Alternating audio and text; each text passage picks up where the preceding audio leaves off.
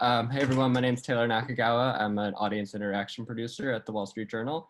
My team is called the Audience Voices team, and really our mission is to reflect the voices, the needs, and the experiences of our readers in our coverage and create new experiences for them to interact with the newsroom. So I'm going to share some tips about how we were able to establish our own team in the newsroom, but first I wanted just to talk a little bit about the election project that we worked on. So this right here is what we called You Ask, We Answer. It's a guide to the election based on reader questions that we got months ahead of the election. We worked really closely with our DC bureau to make sure that we were linking to the relevant reporting and we're in the loop on all of the stories that were coming down the line to make sure that we were most up to date with our reporters. And also we worked really closely with our SEO team, which has been a big push in our newsroom lately to make stories really easily discoverable on search. So also what we did with our readers who sent us questions, whenever they sent us questions, we would reach out back to them, say, hey, we used your questions on here, and we'd send them a link to unlock the story because the journal has a hard paywall. So I think this is a great example of showing how we're able to work across different departments, really with our audience at the forefront of it. But I think the success of this story really is just all the groundwork that we laid in the year and a half before we were able to publish this project, and I wanted to talk through some of those steps of how we were able to get to this point. So one of the first tips that I wanted to share is to start small and be consistent. One of the first tasks that our team was asked to take on was to refresh the entire comment system on the journal. So instead of having all the stories open for comment, we only selected about a quarter of the stories every single day. We wrote prompts to try and get people to encourage them to have a more healthy conversation. And what we did on our end was moderate those comments, but also share them with our editors internally. We did these carousels like you see on the side, but every week we would send some of the best comments from our readers asking certain questions, sharing gaps in knowledge. And so it's not only about just sharing nice comments or saying, hey, this is a great story, but trying to send actionable takeaways to editors and reporters as well, saying, hey, we're getting these questions week after week about this topic. Maybe you could look into this.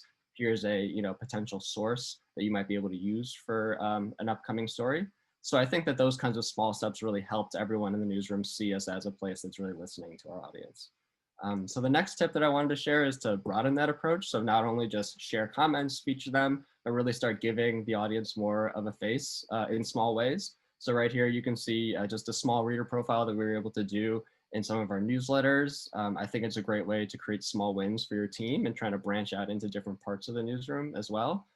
We also opened up call-in lines on some of our podcasts, like the Tech News podcast, for people who were working at home. They wanted tips about how to set up their home office.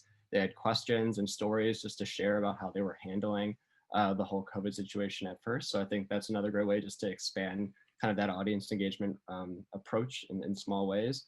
And also, I think another tip that I wanted to share is to sync your engagement plans with coverage tests like months and months in advance. The You Ask, We Answer projects that we did, we were working on that, in April and May to try and make sure that everyone was on the same page. And what you see right here is just another kind of carousel of reader profiles that we did for another series called Making It Work, more business focused oriented. But I think that that is something that we did as well. We tried to work weeks in advance to say, hey, we're talking to our readers, we're listening their stories, we'd love to share them in a project that's being worked on right now. So yeah, I think the next step of that is to create full experiences for our readers that reflects them. What you see right here is what we call the Noted Advisors Network. So Noted is a special place on the journal that's dedicated to bringing in younger readers, more diverse readers. And what we do at the beginning of every reporting cycle is we select up to 10 to 15 people of that group, bring them in, get them in front of our reporters to make sure that we're following what they really want to hear and how they want to present it to them. Another example is live Q&As that we've been doing for the past year. It gives our readers the opportunity to directly ask questions to elected officials. Right here, you're seeing Jenna Griswold, who's the Secretary of State of Colorado, who is breaking down all the nuances of mail-in voting. I think that's a great experience to give the full circle engagement experience to our readers.